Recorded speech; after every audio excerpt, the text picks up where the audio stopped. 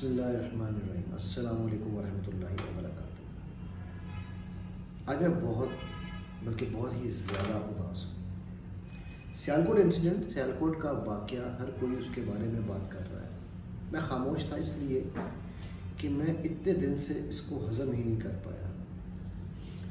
یہ جو ہوا، جیسے ہوا، کیوں ہوا اور کیسے ہوا، یہ سمجھنا ہمارے لیے بہت ضروری ہے۔ اور میں نے سوچا کہ میں اب آپ سے جب بات کروں تو میں سب سے پہلے تو اپنے غیر مسلم بھائیوں سے، بلکہ تمام ان بھائی بہنوں سے جن کے ساتھ کسی قسم کی بھی اس طرح کی زیادتی ہوتی ہے، معذرت چاہتا ہوں۔ سری لنکن بہن بھائیوں سے تو خاص طور پہ، اور سری لنکا کے دوستوں سے خاص طور پہ ایز اے پاکستانی میں شرمندہ بھی ہوں اور معذرت خواہ بھی ہوں۔ شرمندہ اس لیے نہیں ہوں کہ میں نے کچھ اس میں ایکٹ لیا، لیکن شرمندہ اس لیے ہوں کہ کچھ میرے بھائیوں نے اس چیز کو، قانون کو اپنے ہاتھ میں لیا، اور وہ بھی بغیر جواز کے۔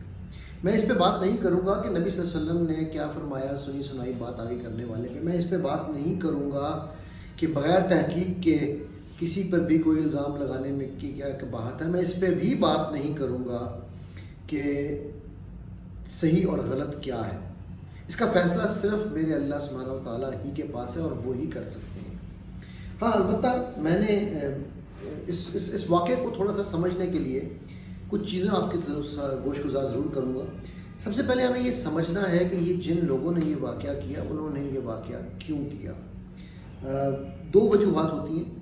ایک ہوتا ہے کہ جس کو میں کہتا ہوتا ہوں خوارج مینٹیلٹی، یعنی کہ وہ مینٹیلٹی جس نے حضرت عیسیٰ کو تخت دار پہ لٹکانے کا اندیا دیا، یعنی کہ وہ لوگ جنہوں نے جب پوچھا گیا ان سے کہ ہم اس قاتل کو ٹانگیں یا اس نبی کو، تو انہوں نے کہا نبی کو۔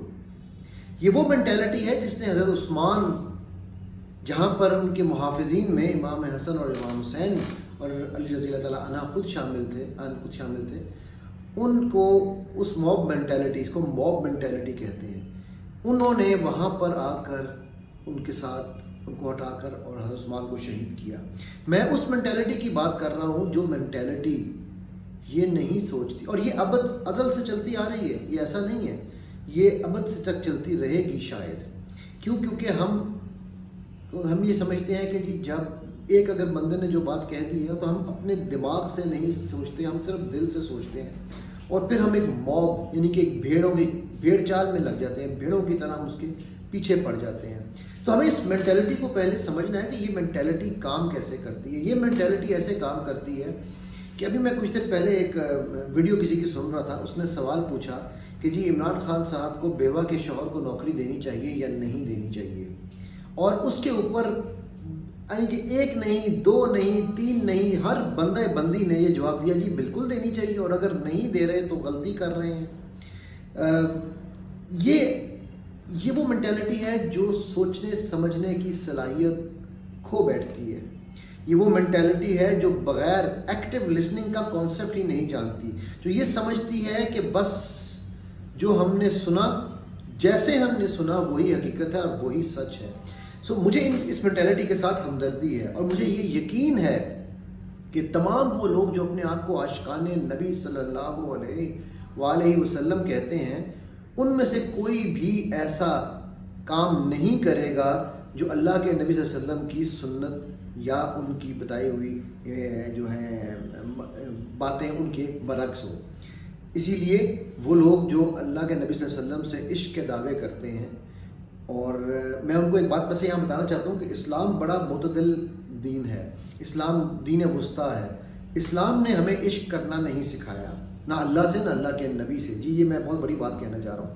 اسلام نے ہمیں محبت کرنا سکھایا ہے، اللہ سے بھی اور اللہ کے نبی سے بھی اور اپنے بہن بھائیوں سے بھی اور آس پاس سب لوگوں سے بھی۔ اللہ کے نبی صلی اللہ علیہ وسلم تو جانوروں سے بھی محبت کرتے تھے، کیونکہ محبت اعتدال کا نام ہے۔ محبت جو ہے وہ ایک ایسی چیز ہے کہ جو جتنی زیادہ بڑھتی جاتی ہے، انسان اتنا ہی زیادہ اس کے اندر لطف اندوز ہونے لگتا ہے۔ عشق کا لفظ میرے کامل، میں کوئی عالم نہیں ہوں، میں پہلے یہاں پر معذرت کر لوں گا اگر کسی عالم کوئی ہوں تو جو میری اصلاح کر سکیں اس بات پہ، بٹ میرے علم کے مطابق عشق کا لیول اسلام میں نے کہیں نہیں دیکھا۔ محبت کا لیول، لازوالی محبت اور بے انتہا محبت ضرور دیکھی ہے، وہ مثالیں ہمارے سامنے بے تعداد موجود ہیں. تو عشق جو ہے نا وہ انسان کو اندھا کرتا ہے، محبت انسان کو آنکھیں دیتی ہے. عشق جو ہے وہ انسان سے عقل چھین لیتا ہے، محبت جو ہے وہ انسان کو یہ اچھے برے کی تمیز سکھاتی ہے. محبت دینے کا نام ہے، عشق لینے کا نام ہے.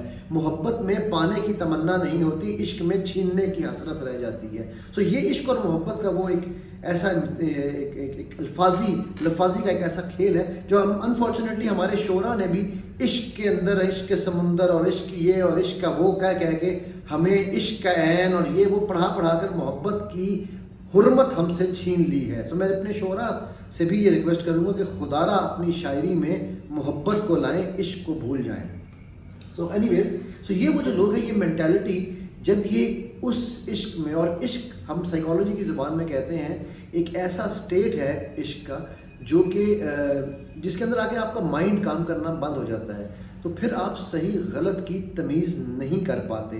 سو یہ جو کچھ ہو رہا ہے، یہ جو کچھ ہوا ہے، اور مجھے یہ بھی یقین ہے کہ جن لوگوں کے نام کے ساتھ ہوا ہے، یعنی کہ جس جماعت کا نام لے کر وہاں نعرے لگائے گئے ہیں، میں آپ کو گارنٹی سے کہہ سکتا ہوں کہ اس کے تمام جو کرتا دھرتا لوگ ہیں، ان میں سے میرا چاہے ان سے اختلاف ہو، چاہے ان سے اختلاف نہ ہو، آپ کا ان سے اختلاف ہو، آپ کا ان سے اختلاف نہ ہو، لیکن وہ کبھی بھی اس طرح کی حرکت نہیں کریں گے جہاں وہ قانون اپنے ہاتھوں میں لے کر کسی کی جان لے لیں.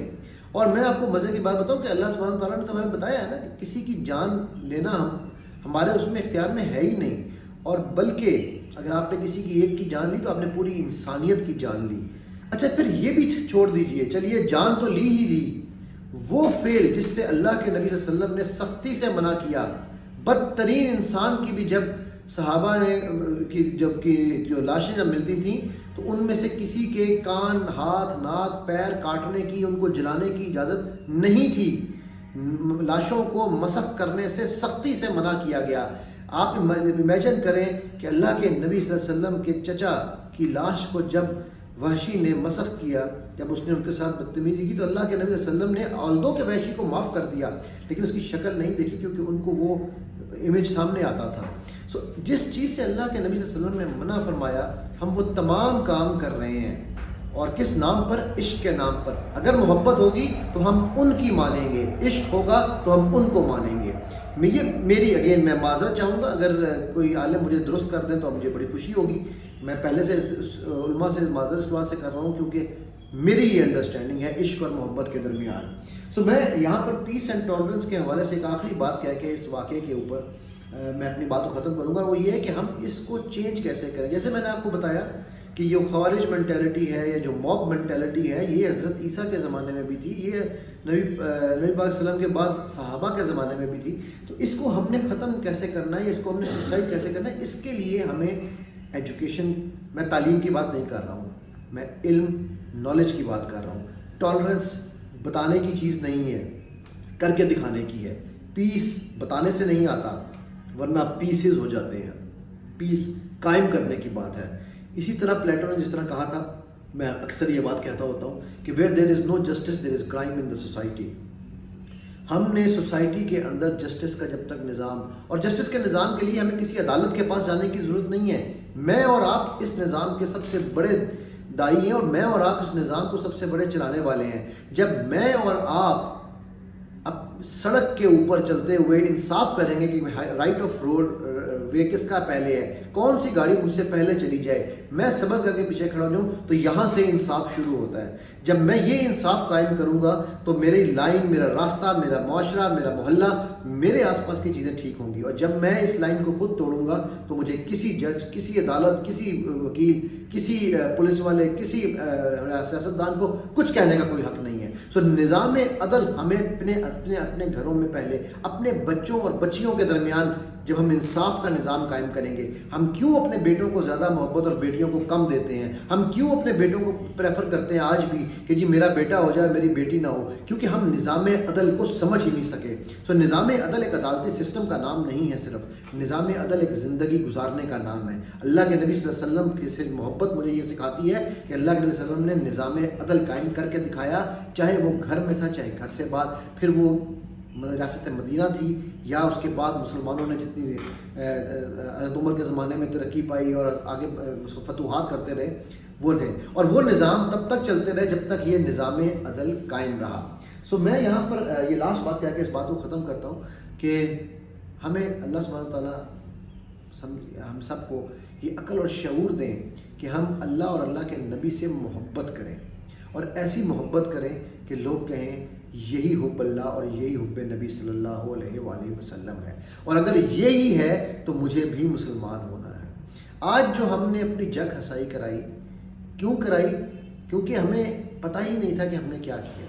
ہو سکتا ہے، میں یہ نہیں کہتا، ہو سکتا ہے کہ جو الزام لگا ہو وہ کسی وجہ سے بھی صحیح ہو، اور پھر بھی آپ اللہ کے نبی صلی اللہ علیہ وسلم کے پاس صحابہ جب کسی کو لے کے آئے کرتے تھے، ایک شاعر تھا جو اللہ کے نبی صلی اللہ علیہ وسلم کے بارے میں غلط قسم کی اشعار لکھا کرتا تھا، وہ جب اس کو لے کر آئے آپ وسلم کے پاس صحابہ، تو آپ نے ان کو یہ نہیں کہا کہ اس کو قتل کر دو، یا اس کے ہاتھ کاٹ دو، یا اس کی آنکھیں نکال دو، یا اس کے کان کاٹ دو۔ آپ نے ان کو حضرت علی کے حوالے کیا، اور حضرت علی نے جا کر ان کے ساتھ جو سلوک کیا وہ یہ تھا کہ ان کو اپنا اونٹ دیا، ان کو پیسے دیے، اور ان کو کھانا پینا دے کے ان کو عزت سے رہا کر دیا، ٹھیک ہے۔ اور حالانکہ وہ موب جو تھی وہاں پر وہ چاہتی تھی کہ اس کو سزا ملے، تو اور اگلے دن صبح چشم فلک نے یہ نظارہ دیکھا کہ وہی شاعر اللہ کی بارگاہ، نبی کی بارگاہ صلی اللہ علیہ وسلم کی بارگاہ میں انٹر ہوتا ہے اور کہتا ہے اللہ کے نبی وضو کر رہا تھا، کہتا ہے اللہ کے نبی آپ کی شان میں ایک نظم لکھ کے لایا ہوں، میرا اسلام اور میری نظم کو قبول فرمائے۔ تو یہ ہمارے نبی صلی اللہ علیہ وسلم کا طریقہ ہے، اور یہ ان کے صحابہ کی سنت ہے۔ سو خدا را ہم سب سے پہلے کسی کے اوپر بھی کوئی الزام لگانے سے پہلے پوچھ لیا کریں کہ یار بھائی آپ کا مقصد کیا تھا اس بات ہے، کیا آپ کو پتہ بھی ہے آپ نے کیا کیا؟ اور خدا را جب آپ تک کوئی خبر لے کر آئے تو پلیز فسق و فجور سے بچیں، اس خبر کو پہلے آپ اس کی تحقیق کریں۔ اللہ سبحانہ وتعالیٰ قرآن میں کہتا ہے کہ تحقیق کیا کریں، تو میں اور آپ کون ہوتے ہیں؟ اسی دعا اور اسی التجا کے ساتھ بہت ہی دکھی دل کے ساتھ، یقین کیجیے آنکھوں سے آنسو نکلے تھے جب یہ واقعہ سنا دیکھا، بہت دکھی دل کے ساتھ اللہ سبحانہ وتعالیٰ سے التجا کرتا ہوں کہ مجھے آپ کو ہم سب کو اپنے حفظ و امان میں رکھیں، ہم سب کو اللہ کے نبی صلی اللہ علیہ وسلم اور اپنی محبت عنایت فرمائیں، اور قیامت والے دن نبی صلی اللہ علیہ وسلم کے ہاتھ سے حوض کوثر کا پانی پینے اور اعلیٰ ترین جنات میں ان کا ہمسایہ بن کے ان کی خدمات کرنے کا موقع عطا فرمائیں۔ السلام علیکم ورحمۃ اللہ وبرکاتہ۔